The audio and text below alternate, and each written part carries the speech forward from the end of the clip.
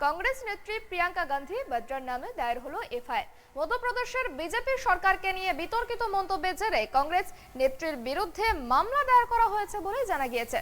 प्रियंका गांधी छाड़ाओ मध्यप्रदेशेर कांग्रेस प्रधान तथा प्राक्तन मुख्यमंत्री कमलनाथ और प्राक्तन केंद्रीय मंत्री अरुण यादवेर नामও उल्लेख करा हयेछे एफआईआर।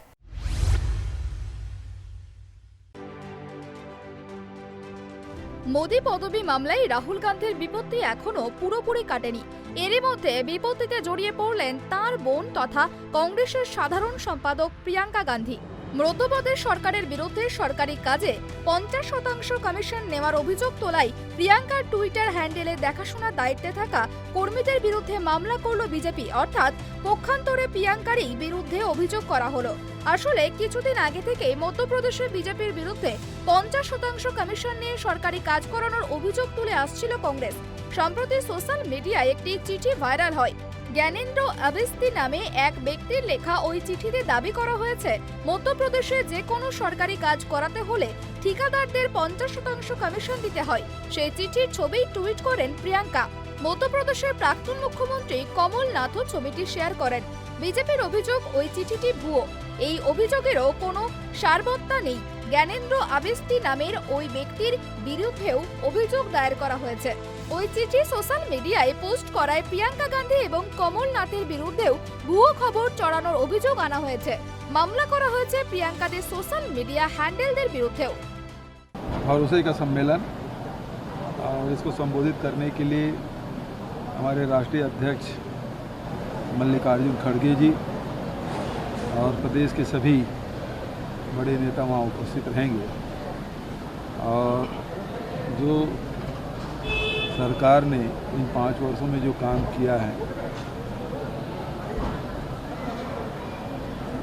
उस पे लोगों का भरोसा, चाहे वो किसान हो, मजदूर हो, महिला हो, नौजवान हो, चाहे एससी हो, एसटी हो, चाहे सरकारी कर्मचारी अधिकारी हो, सब के लिए सरकार ने काम किया है। ये भरोसा सम्मेलन, इसके पहले प्रियंका जी जगदलपुर आई थी और उसके पहले सरगांव में एक कार्यक्रम आयोजित हुआ था। और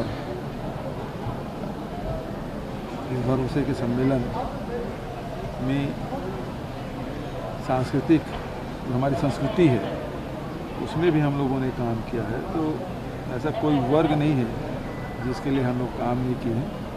और करीब 450 करोड़ से अधिक की राशि की भूमि पूजन और लोकार्पण भी वहाँ किया जाएगा। राहुल गांधी ने वायनाड में कहा है कि भाजपा का लक्ष्य परिवार को नष्ट करना है। भारत एक परिवार है और वो इसे विभाजित करना चाहता है। बिल्कुल ठीक बात उन्होंने कही है। हमारा भारत देश एक परिवार की तरह है जिसमें विभिन्न जाति धर्म के लोग निवास करते हैं और सब एक साथ प्रेम से भाईचारा के साथ रहते हैं। और लगातार भारतीय जनता पार्टी विश्व उमंग करके लोगों के बीच में हिंसा घृणा फैलाना चाहते हैं। तो ये समाज को तोड़ने की कार्रवाई लगातार भारतीय जनता पार्टी के लोग। शहर बीजेपी के पदाधिकारी लोग यहाँ पर उपस्थित हुए थे। उनके द्वारा एक ज्ञापन दिया गया है, उसमें उल्लेख किया गया है कि कांग्रेस के कुछ पदाधिकारियों के द्वारा सोशल मीडिया में कुछ भ्रामक जानकारियां डाली जा रही हैं और कुछ फेक जानकारियों के कारण और हमारे लोग बदनाम हो रहे हैं। तो उसकी जांच की जाए। उस पर से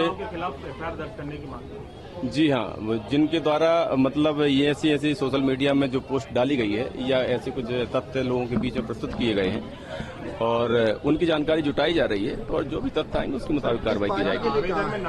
ये उसमें कांग्रेस की पदाधिकारी प्रियंका गांधी भी हैं और भी कुछ लोगों की जानकारी दी गई है। कोई ज्ञानेंद्र नाम के व्यक्ति की भी जानकारी दी गई है कि उसके द्वारा भी कुछ जानकारी डाली गई है। वो सारे तथ्य तलाशे जा रहे हैं और जल्दी कार्रवाई की जाएगी। एडवोकेट निमेश पाठक, मैं भारतीय जनता पार्टी विधि प्रकोष्ठ इंदौर महानगर का संयोजक। हम लोग आज भारतीय जनता पार्टी के सभी महानगर पदाधिकारी, सभी कार्यकर्ता यहाँ पर इकट्ठे हुए हैं। प्रियंका गांधी, कमलनाथ, अरुण यादव व कांग्रेस के सोशल मीडिया सेल्स के सभी जिला पदाधिकारी पूरे प्रदेश के उनके विरुद्ध यहाँ पर कार्रवाई करने की मांग को लेकर आवेदन देने आए हैं।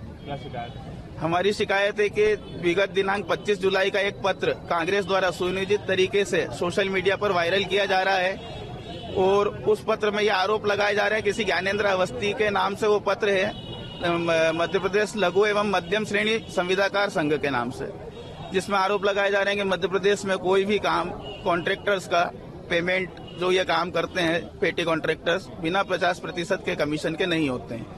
वास्तविकता में ऐसा कोई ज्ञानेंद्र अवस्थी नामक व्यक्ति नहीं है और न ही ऐसा कोई संघ अस्तित्व में है। कौन जांच होगी, किसने जांच की, क्या ऐसा? अभी तो हमने अपने प्रारंभिक स्तर पर हमने हमारे अधिवक्ता साथी हमारे परिचित जो ग्वालियर में प्रैक्टिस करते हैं, चूंकि हम लोग एडवोकेट है, हमारे पास लगभग सभी संघों के लोग आते हैं, हमने उनसे पता किया, ज्ञानेंद्र अवस्थी के बारे में भी पता किया और आज हमारी जो कंप्लेंट है उसके अंदर भी हमने ये स्पष्ट तौर पर लिखा है।